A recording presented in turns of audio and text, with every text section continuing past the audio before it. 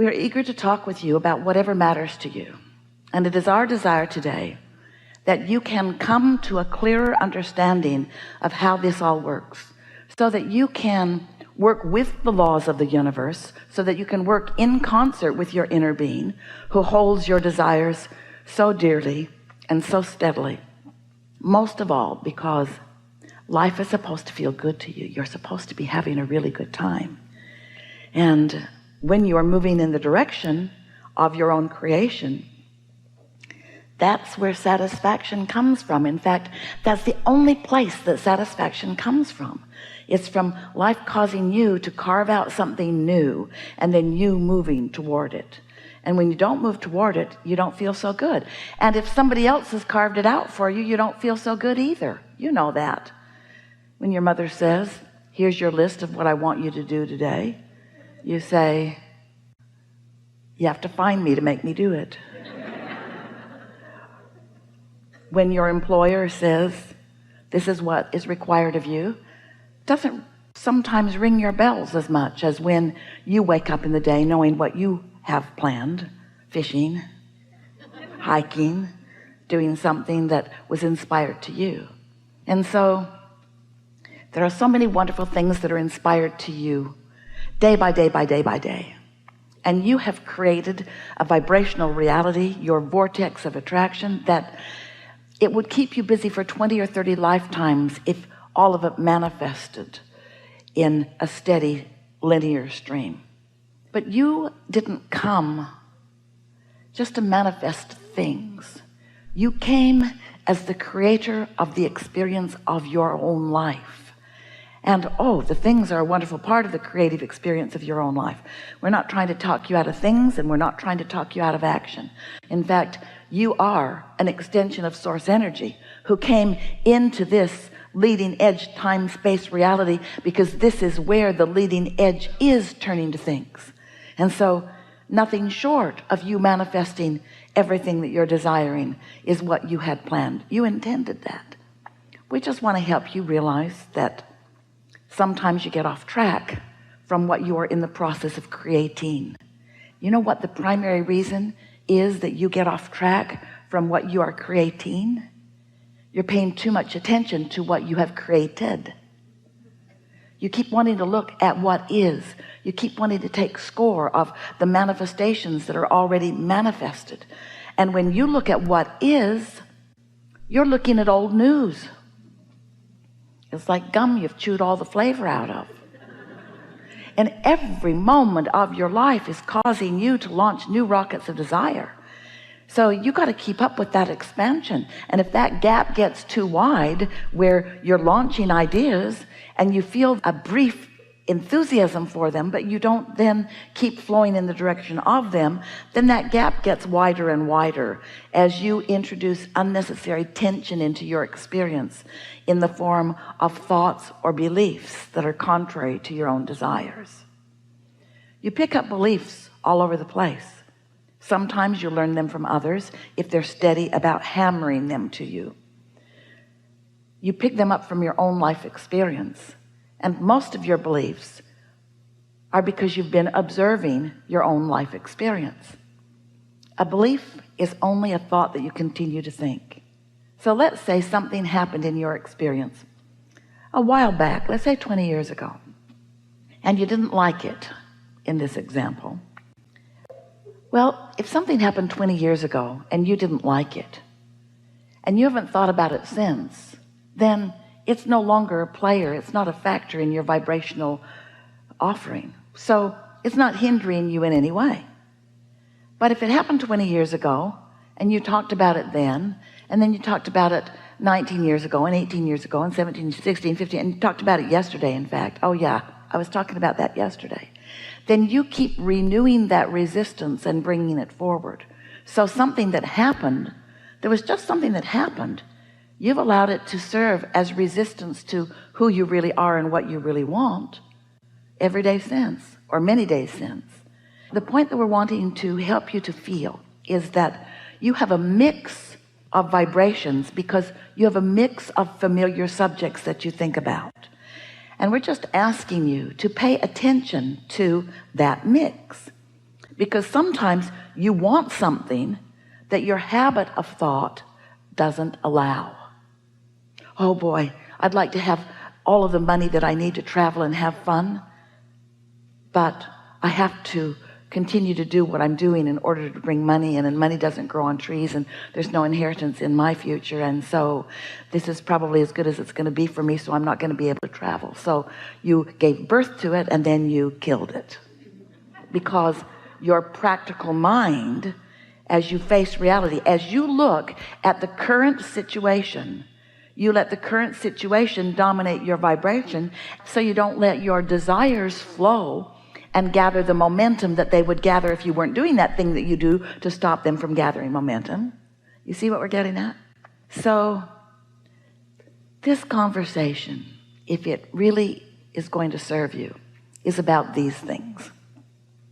It's about you being the creator of your experience, and you creating through your thought, and you deliberately thinking thoughts that allow you the things that you want, and you deliberately contour your thought in the direction of wanted things, which means you pay attention to your guidance system. And if you find yourself thinking a thought that doesn't feel good, you stop in the middle of that thought and you say, I could find a better feeling thought. We know you've heard this from us before, but today we are certain that as we move forward, you're going to hear it in different ways. Jerry used to tell the story that when he was sitting in front of a fireplace and the log would spit a spark at him and it would land on his beautiful sweater, he would just flick it off immediately. It was as if it had not happened. But if he didn't flick it off, that spark usually had enough fire and momentum in it to burn a hole in his sweater. So that's what we want you to think about relative to the thoughts that you think. If a thought doesn't feel good, and you don't let it go any further just by acknowledging this is an unsatisfying thought, and therefore I'm going to turn my attention from it, that's easy, isn't it? But a thought that you've thought for 20 years, or conversations that you've had for a long time, you can't just flick them away. They don't just go away. They have a life of their own. They have a belief system within you, a belief system that is contrary to your new desires sometimes that you just gave birth to. So as we move forward, we'll talk about that. We'll talk about the ways to more easily come into alignment and movement and direction with your own thoughts, because this is such a simple thing to understand. You are creators who are supposed to be happily moving through your life experience. The creative process is supposed to feel fun to you. You focused yourself into this body and into an environment of so much perfect balance and contrast as to give you a constant stream of new ideas about how your life would be better. And each time one of those rockets emanates from you, your inner being shores it up with your inner being's knowledge and attention. And law of attraction focuses too, and all cooperative components are gathered, and the momentum of your desires becomes more and more in this vibrational reality. And while you can't see them because they haven't come into translation enough that you are translating them with your physical senses, you're not yet translating them with your eyes or your ears or your nose or your fingertips or your tongue. They are not that vivid yet, but they are becoming, and you can translate them with your emotions. You can feel the satisfaction of them. You can feel the enthusiasm of them. And if you don't do anything, if you don't think thoughts that bring discouragement instead of satisfaction, that bring fear instead of satisfaction, that bring doubt instead of satisfaction, if you don't let yourself go into those doubtful places, then this momentum of your new desire will gather enough momentum that it will begin to flow to you in a way that you can't miss it.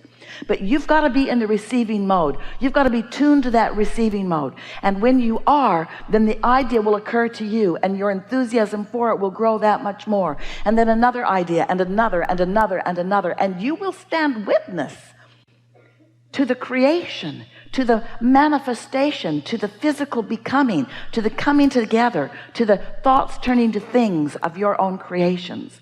And that's what you came with full intention to do. You're getting so much of that right and just a little bit of it you are confused about, because you've come to believe that just because something is, it should be considered and that you should give it your attention. You've trained yourself to be objective about things, to be so balanced. I must weigh the pros and the cons and the pluses and the minuses.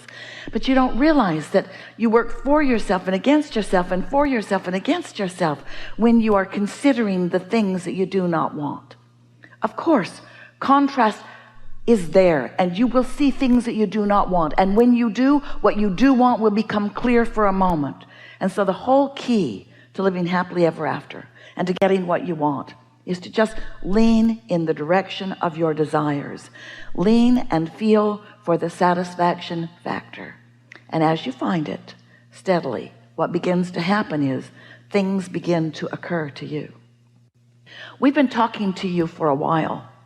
Esther's been receiving our blocks of thought and translating them into the physical word equivalent. And we've written many books and talked to many of you in many different cities over time. And in all of those words, the theme that we've been offering to you primarily is this: there is a law of attraction, and you get what you think about, whether you want it or not. So paying attention to what you're thinking about matters. Law of attraction is responding not just to you, the personality that you know as you, but law of attraction is responding to the non-physical inner being you. So when you in your physical form launch a rocket of desire, your inner being takes hold of it, and law of attraction responds to that you as well as this you. And the vibrational variance between what your inner being is asking for on your behalf, which is always pure positive energy, and what you are doing about the same subject, which may or may not be pure positive energy, is what equals your emotional guidance system. When you are in sync with your inner being, you feel great. And when you are pulling in opposition, you don't feel so good. And that's why we're wanting to turn your attention toward the idea of satisfaction. When you move in the direction, in other words, when you say, I would like a new house, and your inner being says, we would like a new house, and the entire universe says, how can we help? And law of attraction says, we'll gather all of the cooperative components. And you say, I would like it to look like this. I would like it to feel like this. When I live in it, I would like to feel like this. So much information is contained in that brief statement, because you've lived in a lot of houses, and you've lived a lot of knowing what you don't want and knowing what you do want. And so without you giving too much time or really attention to this subject, off you go. The new house is underway. In fact, it has been for quite a while. So then you complain about the house you've got because you want to justify the new house. And in doing so, you're not in the receiving mode, so nothing moves forward as far as you are concerned. You're sort of stalled out right away. But then let's say you decide you're going to meditate. You do it every day. For 15 or 20 minutes, you quiet your mind. You stop all thoughts. So you stop all resistant thought. And as you meditate, your vibration rises. And as your vibration rises, you become vibrationally equivalent with your inner being and your inner being's knowledge about your new house. And now you are in vibration alignment with your own desire. Now ideas begin to flow to you because you're in the receiving mode of what your inner being knows about this. And you find yourself collecting data. You're in the right place at the right time. Things just start falling into place for you. Ideas start flowing. And when they do, because you were in the receiving mode, it gives you life. It's life-giving to you. You feel exhilaration about it. It feels really good to you. While you're in the receiving mode and those ideas are streaming to you, you don't maybe realize it, but your vibrations are turning to thoughts, and your thoughts are turning to things, and you're standing on the brink, on the brink, on the brink, on the brink of the next and the next and the next and the next and the next. And that's all that is required for your new house to become a reality.